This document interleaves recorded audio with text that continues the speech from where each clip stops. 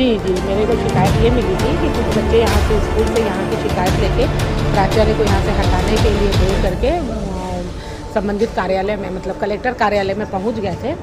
कार्यालय से मेरे पास सूचना आई तो मैं भी पहुँची वहाँ और बच्चों को समझाई थी कि बच्चों से जब पूछा कि क्या है, क्या कारण है, तो बच्चों ने कहा कि हम लोगों को मतलब यहाँ के प्राचार्य के द्वारा थोड़ी मानसिक प्रताड़ना दी जाती है और हम लोग के साथ अच्छा व्यवहार नहीं किया जाता है। इस संबंध में हम लोग यहाँ आए तो मैंने उनको समझाया कि आप लोग को डायरेक्ट वहाँ आने से पहले मेरे पास समस्या को रखनी चाहिए थी।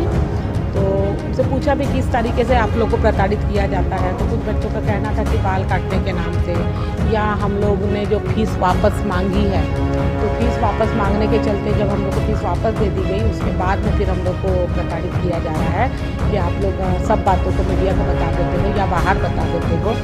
और परीक्षा में भी हम लोगों को कुछ ना कुछ बोल करके प्रताड़ित किया जाता है जिससे हम लोग के पेपर भी सही नहीं गए और हम लोग के पास फेल होने की नौबत आ गई बोल करके। तो मैंने उनको समझाई थी कि नहीं आप लोग जाइए, मैं आपके स्कूल में आती हूँ और समस्या को देखती हूँ। तो अभी वर्तमान में मैं स्कूल में भी आई और टीचरों से भी पूछी तो कुछ टीचरों ने भी आपत्ति जताई कि प्राचार्य के द्वारा हमको भी थोड़ा सा मानसिक प्रताड़ना दी जाती है। और जब यहाँ पे जब आत्मानंद बनने वाला था तो सहमति असहमति के लिए जो फॉर्म भराया जा रहा था तो उस समय भी हम लोग काफ़ी दिक्कत हुई लोग करके। और शुरुआत में थोड़ी सी प्रॉब्लम यहाँ पे प्रवेश के माध्यम से भी जब हमारे पास आई थी कि हॉस्टल के बच्चों को प्रवेश नहीं दिया जाएगा तो मैंने समझाइश दी थी तो इन्होंने कहना माना और प्रवेश दिया।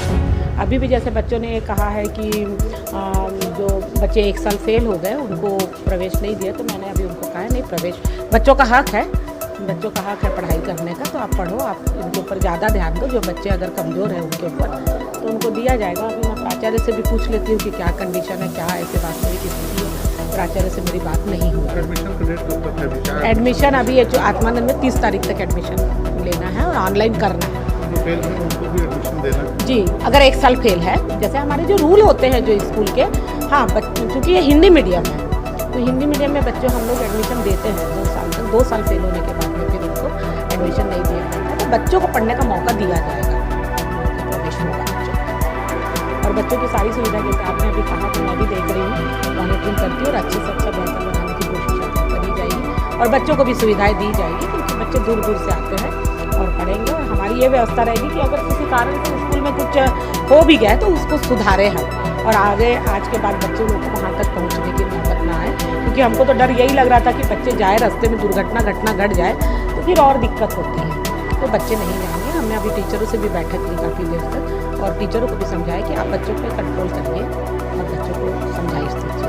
सिंह में वहाँ से फ्री सीट में गए बच्चे और वहाँ से जब यहाँ मेरा ट्रांसफ़र हुआ तो यहाँ मैं 19 में आया तो 19 और 20 कोविड में गया और 21 को जो है 20 और 21 को उस समय जो फीस लिए तो पहले जुलाई में फीस लिया गया था। उस फीस को जब बच्चे आए क्योंकि साल भर तक नहीं आए और जनवरी में जब प्रैक्टिकल का समय हुआ तो स्कूल खुला तो उस समय मैं सब बच्चों को 11 जनवरी से लगातार वापस करते गए उस सत्र में, पूरा 21 के सत्र में। और जो बच्चे जुलाई तक नहीं आते उनको ही बुला के मैंने दिया है। और 22 की जो है 22 का फीस हमने पहले जो शासन का आदेश था 415 और 380 का उसको लिए थे, वो भी रसीद दे करके, तो रसीद के द्वारा अभी उसी को वापस ले करके उन बच्चों को जैसे सेजेस हुआ है मैं तत्काल उसको वापस करा दिया।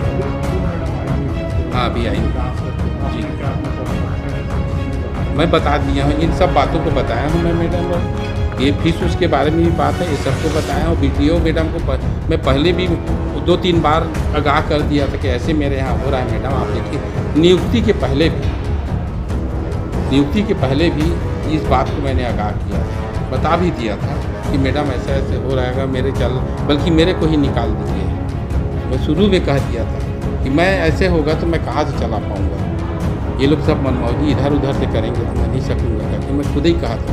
और उसके बावजूद मेरी मान लीजिए नियुक्ति हो गई तो मैं तो अपना ईमानदारी से काम कर रहा हूँ, मैं अपना ईमानदारी से काम कर रहा हूँ। मैं कहीं पर अपनी मैं जो सोच है बच्चों को आगे बढ़ाने के लिए, उनके सर्वांगीण विकास के लिए मैं सोच रहा हूँ कि अच्छे रुचि का वो शिक्षा प्राप्त करें, यहाँ का नाम रोशन। आज तक यहाँ का नाम रोशन कभी डूबा नहीं है सर। आवाज़ इस तरह से नौबत आएगी कि बच्चे वहाँ बिना बताए मेरे स्कूल में नहीं आए हैं, अपने किसी के कहने पे गए कि मैं नहीं जानता सर इसके बारे में, कौन ले गया, क्या किया, बच्चे लोग को मैं तो देखा नहीं हूँ। और परसों मेरे को ऐसा प्रिंसिपल नहीं चाहिए। और अपने उस दिन ये क्या है 25 तारीख की डेट में अपने मैडम आई थी अपने स्कूल के उसके कि क्या क्या आपको आवश्यकता है कि पहली बार मैं मानता हूँ कि पहली बार हमारे स्कूल के लिए कलेक्टर साहब ने इतना अच्छा सोच करके कि सेजेस को बढ़ाना है, क्या क्या चाहिए करके पूछा है। तो आए थे इंजीनियर लोग आए थे, मैडम भी आई थी, तो मैंने बताया ये चाहिए, उनको लिख करके भी बताया। 4 कमरे के लिए उन्होंने अलाट भी किया, 4 टॉयलेट के लिए अटैच नहीं है हमारे इधर, फीमेल स्टाफ के लिए, उनके लिए वाटर सप्लाई के लिए, ये सब बताया। उनको स्थल निरीक्षण भी करवाया। सभी बच्चों को जो फेल थे उन बच्चों को भी 9वीं 11वीं और 10वीं में लिया गया है, 12वीं भर में नहीं लिया गया है, क्योंकि अवसर का है वो वहाँ से पास होकर 4 अवसर होता है बोर्ड में। और 10वीं में इसलिए लिया कि मेरे पास बच्चे कम थे तो फेलवर बच्चे को अपन लिए। बाकी कक्षा में डाइवर्सिफाइड के लिए जो छात्र 11वीं से पास हुए हैं वो अपना अध्ययनरत हैं और कर रहे हैं। और बच्चों से जो फीस पूर्व में जो लिया गया तो पहले ही वापस कर दिया गया है। जैसे शासन का आदेश आया तो बच्चों से लिखित में उनको पूरा पैसा वापस कर दिया गया है। उनसे 10वीं और 12वीं की जो बोर्ड परीक्षा और नामांकन 9वीं का बस वही पैसा लिया गया है, उसके अतिरिक्त कोई भी फीस नहीं लिया गया है। उन लोग पूरा टोटल जोड़ करके बता रहे होंगे तो उनका जो 950 लिया गया था बच्चे से और 910 रुपया, हायर सेकेंडरी की 910 रुपया और 950 रुपये 9वीं के लिए, तो उनको सबको वापस कर दिया गया। उसी 950 से हमने 60 रुपया नामांकन के लिए बस लिए थे बच्चों से। प्रेयर के दौरान भी शिकायत कर रहे हैं? हाँ, प्रेयर के लिए अनुशासन के लिए मैं बच्चों से सामूहिक रूप से बाल कटवा लो कह के बोलता हूँ मैं। और जो नहीं रहते उनको जा करके बेटा थोड़ा बाल को काट लो, ऐसे करके उसको टच कर, मारने की बात नहीं है, टच करने की। और उसको प्रेम से बेटा आज नहीं तो कल, उसको उस समय नहीं कहूँगा तो किस समय कहूँगा, सामूहिक रूप से। तो ये अनुशासन के नाखून काट लो कटवा लो बेटा। ड्रेस में आओ, कोई जूता नहीं पहने हैं, क्यों अब सेजेस हो गया तो पुराने विद्यार्थी हो आप लोग, और ड्रेस पहन के आओ, जूता पहन के आओ, बेल्ट पहन के आओ, अंदर शर्ट करके आओ। ये सब बात उनको कहता हूँ, कोई व्यक्तिगत नहीं कहता। मैं प्रेयर में खड़े रहता हूँ रोज़। अभी मेरे पास पीटीआई की कमी है और पीटीआई नहीं है मेरे पास, और सेजेस है। पीटीआई में प्रतिनियुक्ति के लिए हमारे श्री प्रेमलाल पांडे सर को तो उनका नियुक्ति हुआ है, वो आज तक अभी यह कार्यभार ग्रहण नहीं किए हैं और वो डीओ में है। तो अब उनके जगह में कोई शिक्षक भी सामने नहीं आते तो मैं खुद रहता हूँ। मैं प्रेयर मैं अपने टाइम में आ जाता हूँ। मैं 9:45 में मैं अपना प्रेयर शुरू करा देता हूँ अपनी स्कूल के टाइम में। सर, तो इस तरह से बच्चों को अगर आप अच्छी शिक्षा दे रहे हैं, अच्छा ज्ञान दे रहे हैं, शिकायत की नौबत क्यों आ रही है? ये मैं नहीं बता सकता सर। ये शिकायत के लिए बच्चे लोग असंतुष्ट हैं। पिछले बार भी मेरे बारे में ये लोग नारेबाजी किए, प्रिंसिपल हटाओ, प्रिंसिपल हटाओ। अभी भी वही काम कर रहे हैं। तो क्या मैं गलत कर रहा हूँ क्या? है बच्चों की कोई भी है, अगर आपकी कोई समस्या है तो मैं अपने घर का पैसा लगा के उसको देने की कोशिश करता हूँ सहयोग। अरे आपके फीस नहीं है बेटा तो आज नहीं है तो मैं देता हूँ पैसा।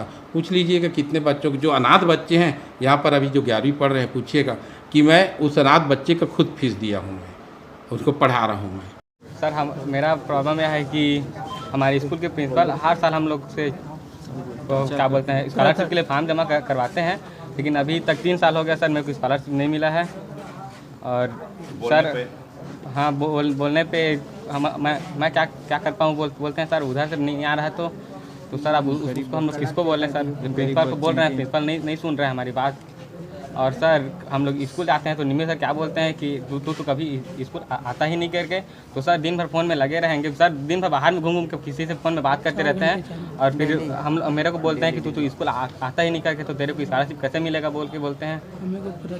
हाँ बहुत प्रताड़ित करते हैं सर। और हम लोग को बाहर में बैठा के लंच करते हैं, क्लास में लंच करने देते नहीं सर।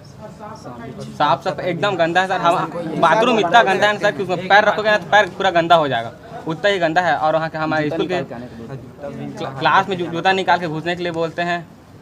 सर मैं यही चाहता हूँ कि ना हमारे स्कूल प्रिंसिपल को हटा दीजिए। प्रताड़ित किया जाता है कि आप लोग जो कोरोना काल में एडमिशन फीस को वापस लिए थे, हम लोगों को उस समय पता नहीं था कि एडमिशन फीस लिया जा रहा है ऐसे बोल के। तो सभी स्कूल से पता चला कि एडमिशन फीस नहीं लिया जा रहा है। और हमारे स्कूल के जो प्रिंसिपल है ना वो एडमिशन फीस लिए थे।